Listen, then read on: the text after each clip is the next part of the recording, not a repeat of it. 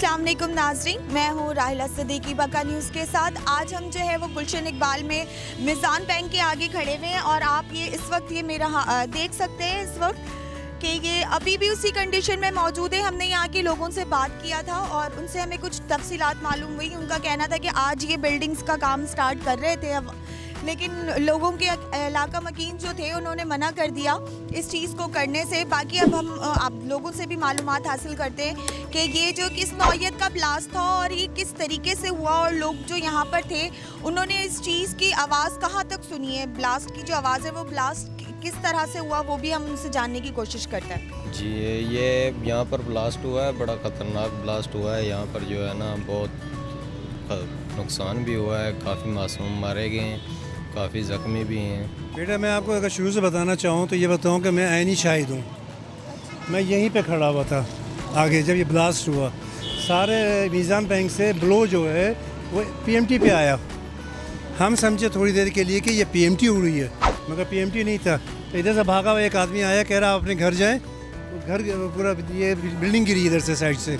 मैं घर गया, मेरी बीवी जो है वो दीवार से टकराई थी और बच्चे भी दीवार से टकराए थे, उनके सर में चोट आई। घर की खिड़कियाँ और हर चीज़ जो है ना टूट गई थी। जिस वक्त ये धमाका हुआ 9:28 थे, उस वक्त हम लोग यहाँ पर मौजूद थे इस तरफ, और अचानक इतनी ज़ोरदार ये धमाका था, ऐसा लग रहा था कि ज़लज़ला आ जाएगा। इस तरीके से ये शिद्दत इसकी इतनी थी कि हमारी जो मार्केट के थे जितने शीशे थे फर्स्ट फ्लोर के सारे टूट गए। शायद पीछे आपके कैमरामैन दिखा सके, जितने भी शीशे थे सारे टूट गए। और हमारी दुकानों के अंदर, हालांकि उस वक्त मार्केट भी बंद थी और दुकानें भी हमारी बंद थी, शटर के अंदर जो हमारे शीशे लगे हुए थे वो तक टूट गए हमारे। ये जो हुआ है ब्लास्ट हुआ है, ये कहते हैं कि मिज़ान बैंक के फर्स्ट फ्लोर पे हुआ है, मिज़ान बैंक के फर्स्ट फ्लोर पे। और जो ऊपर खालिद साहब मरहूम बेचारे जो कि इस हादसे में हलाक हुए, उनकी वाइफ उन्होंने कहा है, बाकायदा उन्होंने थाने में भी रिपोर्ट जमा कराई है कि हमने 1 महीने से हम मिज़ान बैंक वालों को कह रहे थे कि भाई ये गैस की लीकेज हमारे बू आती है, इसको ख़त्म करें, इसको जो है, लेकिन कोई एक्शन नहीं हुआ। अब वो गैस का ये इसकी लॉजिक ये है कि ये गैस अगर कहीं लीक होती है ना तो ये जमा होती रहती है।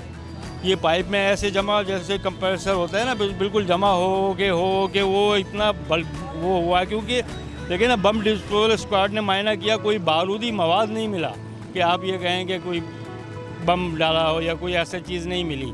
तो इसका मतलब है ऑटोमेटिकली ये गैस की वजह से ये सारा जो है हादसा हुआ है। मुझे शिकायत जो है गवर्नमेंट से भी है और मिज़ान बैंक से भी है। उसकी टेक्निकल वजह है वो ये कि मिज़ान बैंक ने 3 बाई 6 फीट की छत काटी हुई थी, ठीक है, और जिससे वो फर्स्ट फ्लोर पे जाते थे और अपने ऑफिस खोला हुआ था, लॉकर, और फर्स्ट फ्लोर पे जाने का वही रास्ता था। तो यकीनन जब काटा तो बीम के साथ जो कंजक्शन होती है ना आयरन की, वो पूरी कटी, तो इसलिए इतना हादसा हुआ। एक पॉइंट। दूसरा पॉइंट है कि यह धमाका जो है, आग नहीं है कहीं, एक चिंगारी नहीं है, कोई जो है ना कैजुअल्टी नहीं है, इसलिए कि आग नहीं लगी यहाँ। ये हो सकता है कि सोनिक बम हो, मगर ये आग और केमिकल कहीं नहीं है, ना बारूद है कुछ। बहुत नुकसान हुआ। यहाँ के लिए हमारी एक रिक्वेस्ट है आपके चैनल के तफस्सुस से, आला हुकाम से, वज़ीर आला सिंध से और प्राइम मिनिस्टर साहब से, इमरान खान साहब से हमारी एक रिक्वेस्ट है कि हमारे नुकसान का अजाला किया जाए। उन्होंने कहा कि अभी हम इसको डिमोलिश करेंगे, लेकिन डिमोलिश भी ऐसा करना है कि बाकी इमारतों को इफ़ेक्ट ना हो।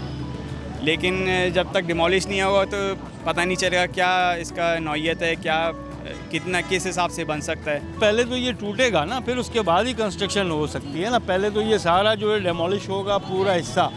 अब इस कौन कौन इसके साथ इफ़ेक्टिव है, उधर का हिस्सा भी क्या इफ़ेक्ट हुआ है, ये सब होगा, उसके बाद ये पूरा टूटेगा।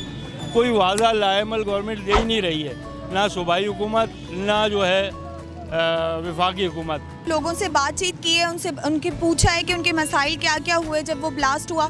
लोगों का ये कहना है कि भाई हमें अब तक कोई कंपनसेशन हुकूमत की तरफ से नहीं मिला है, कोई इक़दाम उठाए नहीं गए हैं अब तक। और यहाँ पर इलाका मकीन का कहना है कि 5 से ज़्यादा अमवातें हुई हैं। यहाँ पे ये चीज़ भी झूठ बोली जा रही है। तो और वो हुकूमत से बहुत ज़्यादा इल्तिजा कर रहे हैं कि वो किसी तरीके से भी उनकी मदद करे, उनको कंपनसेट करे। और मेरी भी अपील है हुकूमत से कि वो प्लीज़ इस पे नज़रसानी करें और यहाँ के हालात लोगों को देखें। यहाँ के लोग बहुत ज़्यादा परेशान हैं, उनके ऊपर भी कुछ नज़रसानी की जाए।